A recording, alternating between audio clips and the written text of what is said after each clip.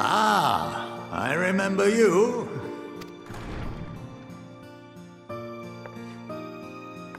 I pray we have not caught you at an inopportune moment.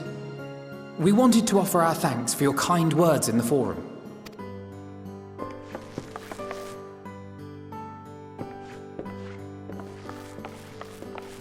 Well, I could hardly let that Inquisition go unchallenged.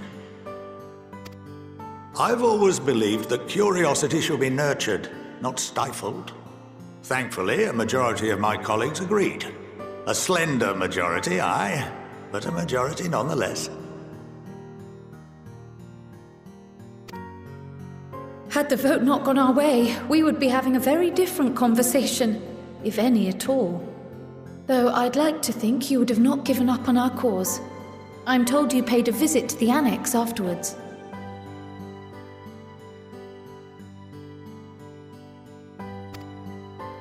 Yes, that's right.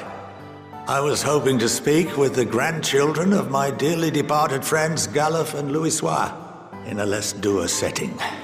But it seems I just missed you.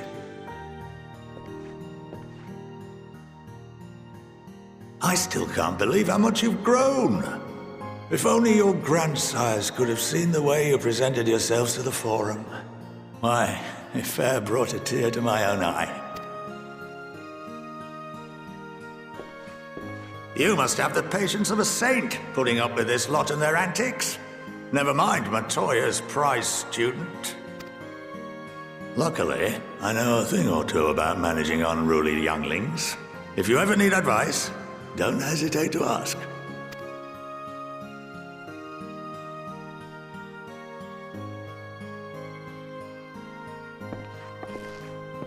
If I may, there is a rather more pressing matter we wish to discuss. What can you tell us of this duty that the Forum must fulfill? Nothing, I'm afraid. Like all humble servants of the Forum, I am sworn to secrecy.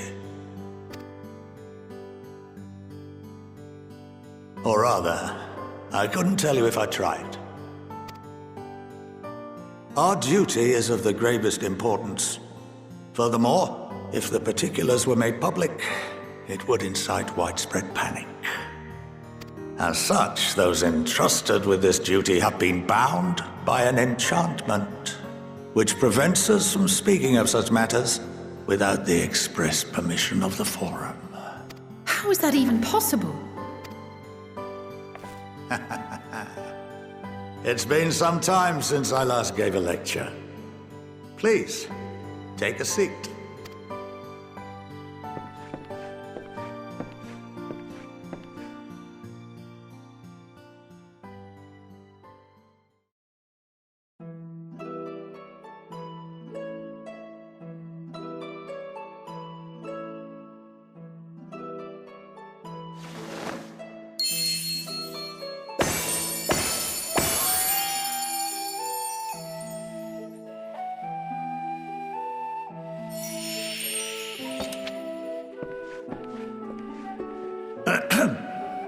We shall begin by reviewing the fundamentals of etherology. The ether, which imbues us with life, can be categorized into three forms. Two are of the incorporeal sort, the soul and the memory. Can anyone tell me the third?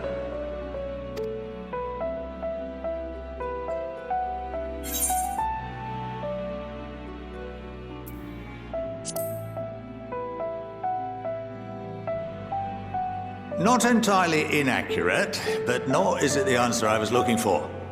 That would be corporeal ether. This is the form with which the layman is most familiar. Consumed by even the simplest of daily activities and replenished by the food and drink that sustain us, this form of ether is in constant flux. In contrast, the ether that comprises the soul is rarely subject to dramatic change. The same can be said for memory, as the two are intrinsically linked.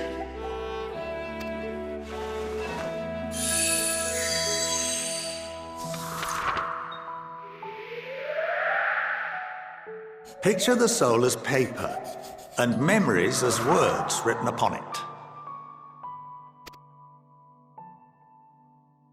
Now, what would happen if that paper was doused with ink? The same type of ether as comprises the memories.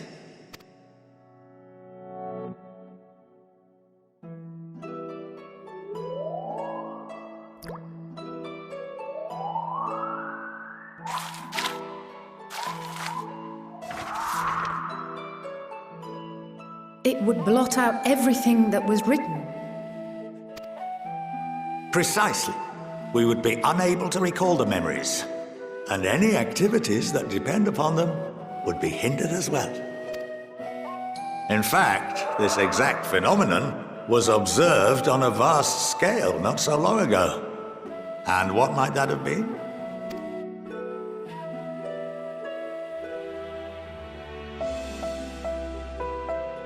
The seventh umbral calamity. The people of Eorzea vividly recall Bahamut breaking free of the Lesser Moon and raining hellfire down upon the realm. But no one could seem to remember the events that followed immediately afterwards. Indeed.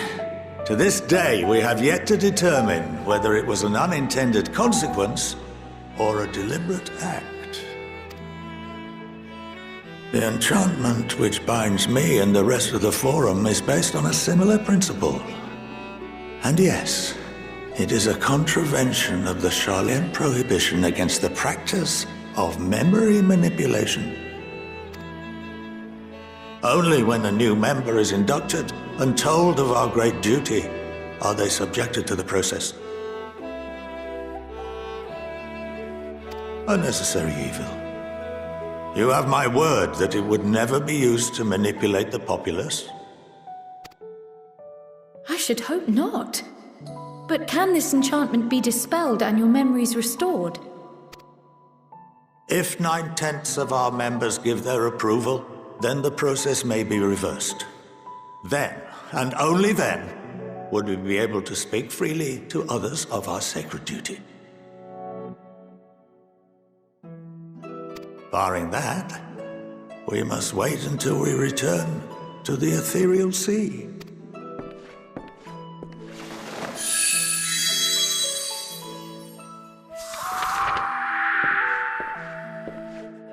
For there we will be purified, the blots upon our souls washed clean.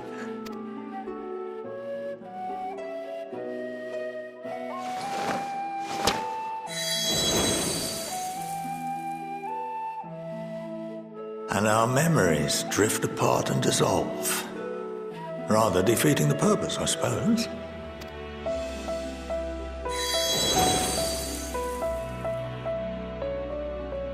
But there are those memories that are indelibly etched upon our souls, some believe.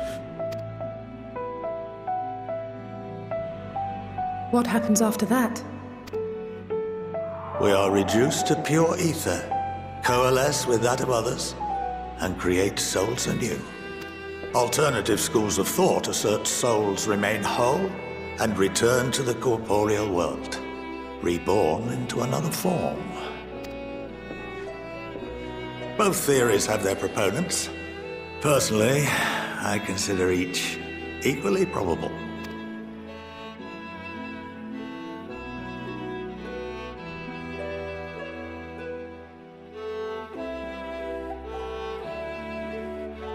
Well, I think that's enough education for today, now that I've given you some food for thought. Or rather, an entire banquet.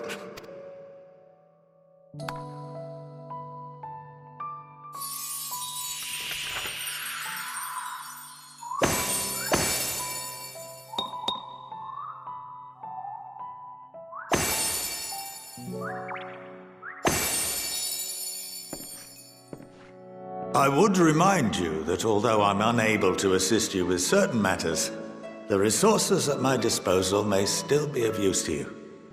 I'll arrange for you all to be given the run of Phenomenon.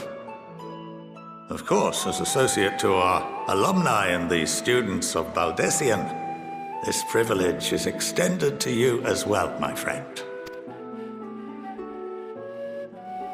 Oh, and I suggest you speak with Ki Aliapo. She's well known among the artisans of Sharlayan, and her network of contacts may prove useful in your search for knowledge. I wish you all the best in your pursuits, wheresoever they may take you.